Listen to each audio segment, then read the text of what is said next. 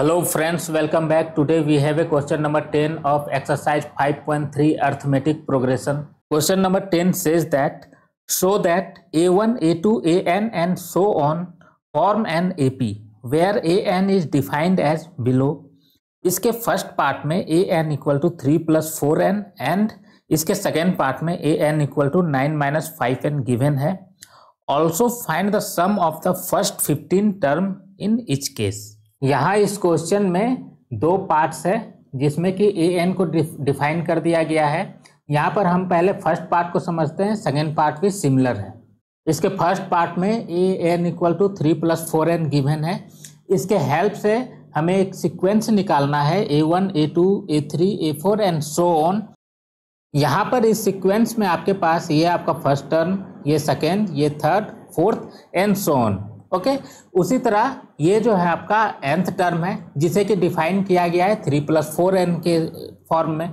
Okay, तो यहाँ पर जो है हम फर्स्ट टर्म कैसे निकालेंगे. जब हम n का वैल्यू 1 पुट करेंगे तो हमारे पास क्या आ जाएगा, A1. ओके, उसी तरह n का वैल्यू 2 पुट करने के बाद हमारे पास आ जाएगा A2 एंड इसी तरह आगे हम सीक्वेंस को निकालेंगे. ओके, अब जब सीक्वेंस निकल जाएगा तो हमें इस क्वेश्चन में ये शो करना है कि वो AP में है या नहीं. तो AP में होने का क्या कंडीशन होता है, कोई भी सीक्वेंस AP में होगा, क्या कंडीशन है उसका. कंडीशन है कि कॉमन डिफरेंस जो है इसका सेम होना चाहिए. तो कॉमन डिफरेंस हम लोग कैसे निकालते हैं, A2 - A1 second term minus first term equal to third term minus second term, उसी तरह fourth term minus third term, इसी तरह आगे सभी जो कॉमन डिफरेंस है वो इक्वल होगा. तो यहाँ पर कॉमन डिफरेंस जो होगा A2 - A1 ये इक्वल हो जाएगा आपका A3 - A2 और ये इक्वल हो जाएगा A4 - A3. जनरली यहाँ तक हम निकाल करके देखेंगे.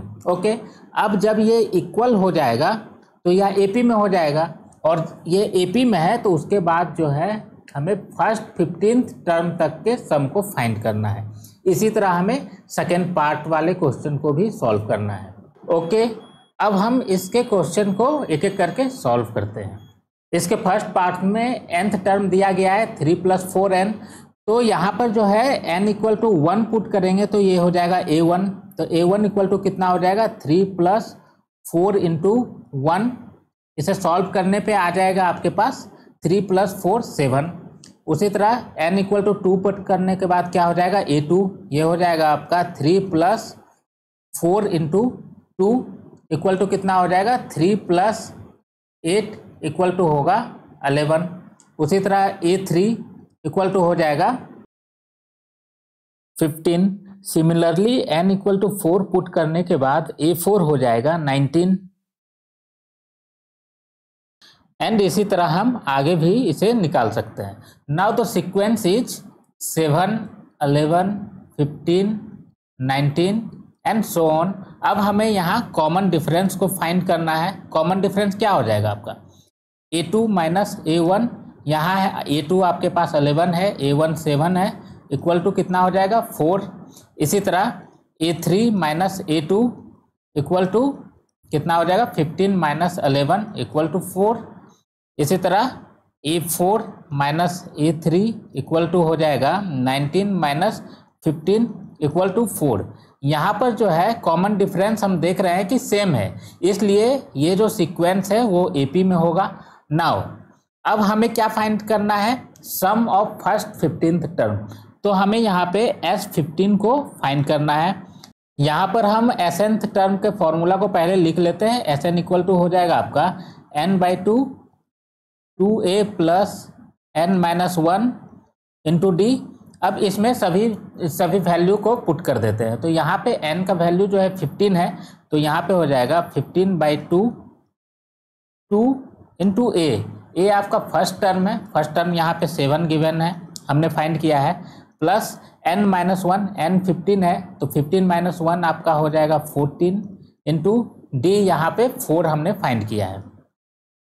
इसे सॉल्व करते हैं. ये हो जाएगा आपका 15/2 7 × 2 14 प्लस 14 × 4 हो जाएगा आपका 56. ये हो जाएगा 15/2 × ये 56 + 14 कितना हो जाएगा, ये हो जाएगा आपका 70 ये इसको कट करेगा 35 बार में, तो 35 इंटू 15 कितना होगा आपका 525, जो कि आपका आंसर है। अभी आप देखो, अगर यहाँ पे यहीं पे हम S15 के वैल्यू को सम ऑफ n टर्म के दूसरे फॉर्मूला n/2 ब्रैकेट में a plus l first term plus last term से निकालना चाहें तो कैसे निकालेंगे। यहाँ पर जो l है आपका, ये लास्ट टर्म है। लास्ट टर्म को हम क्या लिख सकते हैं, an भी लिख सकते हैं, और इस n का जो वैल्यू होगा वो कितना हो जाएगा 15। अब हमें a15 के वैल्यू को फाइंड करना है, तो a15 का वैल्यू हम कैसे फाइंड कर सकते हैं।